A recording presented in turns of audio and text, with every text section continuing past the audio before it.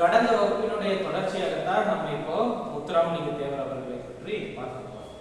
அதாவது இந்த வகுப்புல நம்ம காணக்கூடியது என்ன அப்படின்னா, விடுதலை போராட்டத்துல முத்துராமலிங்க தேவரினுடைய பங்கு பற்றி நம்ம பார்க்க போறோம். அதாவது முத்துராமலிங்க தேவர் இந்திய விடுதலை போராட்டத்துல தீவிரமான தன்னுடைய முயற்சியை காட்டினார். அதாவது தமது பேச்சாற்றலால் பாத்தீங்க அப்படின்னா, அதாவது மக்களிடம் எழுச்சி ஏற்படுத்தினார். எல்லாராலையும் அப்படி எளிமையாக ஏற்படுத்தி விட முடியாது. அதாவது தம்முடைய பேச்சாற்றல் கற்றதெல்லாம் அதிகம். அதனால அதாவது கற்றது என்று சொல்லக்கூடியது நூல் நிலையத்துல போய் நூல்களை படித்ததுனால ஏராளமான அறிவு அவர்கிட்ட. அது மட்டும் இல்லாம அவர் அவருடைய உணர்வு எல்லாத்தையுமே சேர்த்து தம்முடைய பேச்சாற்றலால எல்லா மக்களையும் இழுக்க செய்தார். நீங்களே சாதாரணமா நினைச்சு பாருங்க. அதாவது ஆங்கில ஆட்சிக்கு எதிராக போராடியவர்கள் குறைவானவர்கள். அதனாலதான் மற்றவர்கள் எல்லாம் அடிமைத்தனப்பட்டு அப்படின்னு என்ன நம்ம அடிமையா இருக்கோன்னு தெரியாம நிறைய மக்கள் இருந்தாங்க மாணவர்களே.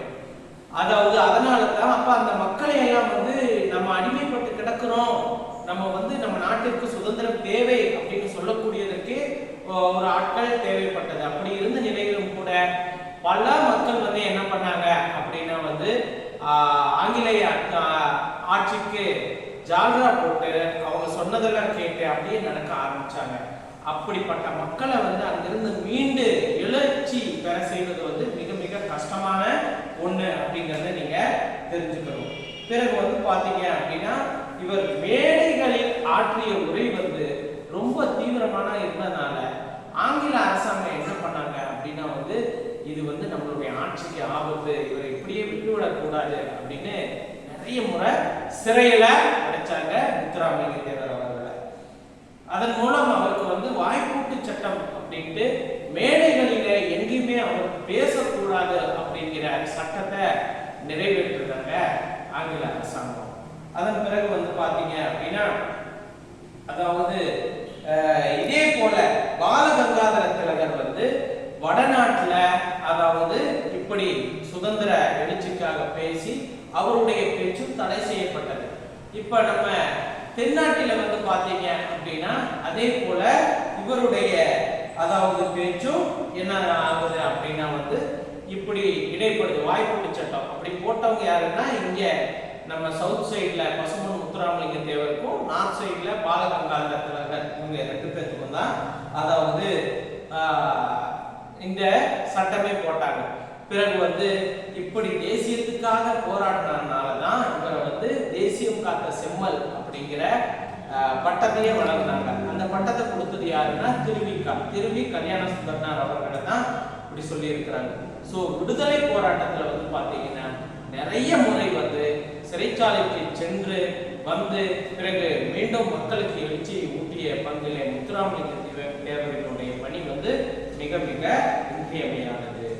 பிறகு நேதாஜியுடன் தொடர்பு. நேதாஜி சுபாஷ் சந்திர போஸ் அவர்களுக்கு தான் என்ன பண்ணாங்க அப்படின்னா, பசுமன் முத்துராமலிங்க தேவர் அரசியல் குருவாக ஏற்றுக்கொண்டார். அவருடைய ரூட்டே தனி, உங்க எல்லாருக்கும் நல்லாவே தெரியும்.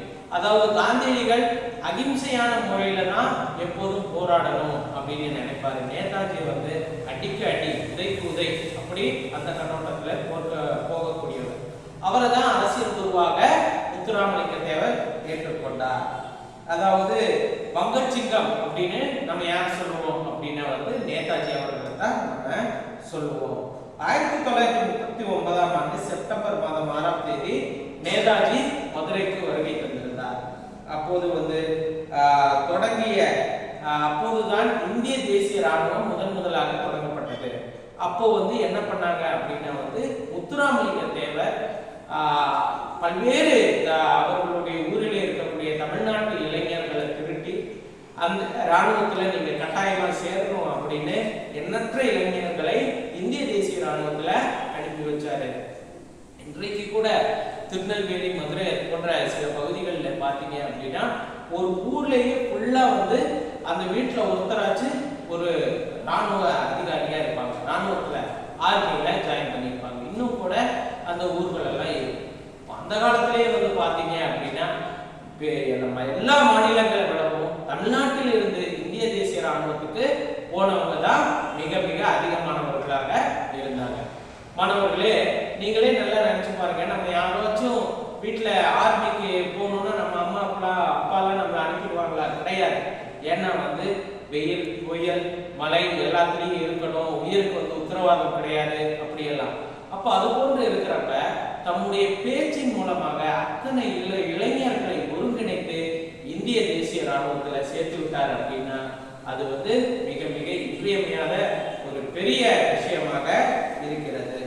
பிறகு நேதாஜி அப்படிங்கிற ஒரு பெயர்ல வார இதழையும் நடத்தி வந்தார் பசும்பொன் முத்துராமலிங்க தேவர்.